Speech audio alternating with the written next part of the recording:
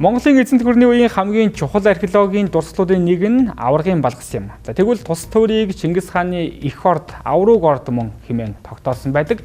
Мөн судалгаагаар аваргын балгас нь орд өргөө газар тариалан төмрийн дархан агуулга болон бусад жижиг үйлдвэрлэлийн газруудтай байсныг тогтоосон байдаг байна.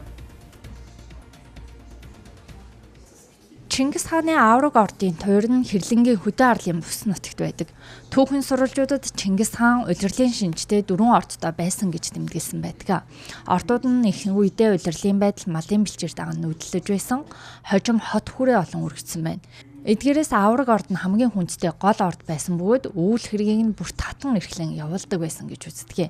Мөн судалгаагаар тус туйраас 13 дугаар зууны төмрийн дархны 100 холон дархны үйл ажиллагаа явуулж байсан газрууд олон олцдог байна.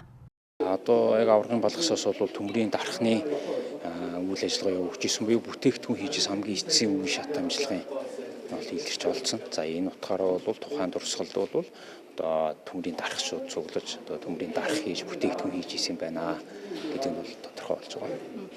Археологийн малтлагын судалгааны үр дүнд энэхүү хотын төрийг 12-оос 14-р зууны үед холбогдох Чингис хааны эх орд, Монголын эзэнт гүрний ихэнх үеийн улс төр эдийн засгийн төв, хожим нь онгон шүтээний хамгийн хүндтэй газар байсныг тогтоосон байна. Түүнчлэн төмөр зэв, хутга зэрэг байлдааны зэр зэвсэгтэй холбоотой олон олдвор олдсон байна.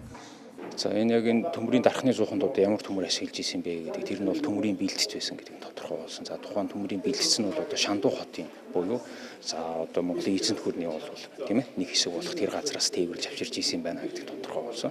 За тэгээ аваргын балгасын хувьд бол Чингис хааны эх орд маань тухайн тэр Шандуу хотын тэр хавийг бол өөрсдөө эзэмшил нутаг болгож эзэмшиж исэн нь бол одоо сурвалжийн мэдээгээр тодорхой байдаг. Тэгэхээр өөрсдөө эзэмшил нутгаас хол зайтай ч гэсэн тэнцээсээ сайн чанарын төмрийн бэлтцийг авчирч аваргын балгас дээр болон бусад одоо Монгол нутагт байгаа эзэнт гүрний үеийн хотуудад төмрийн дархыг бол хийж бүтээгдэхүүн хийж исэн байна.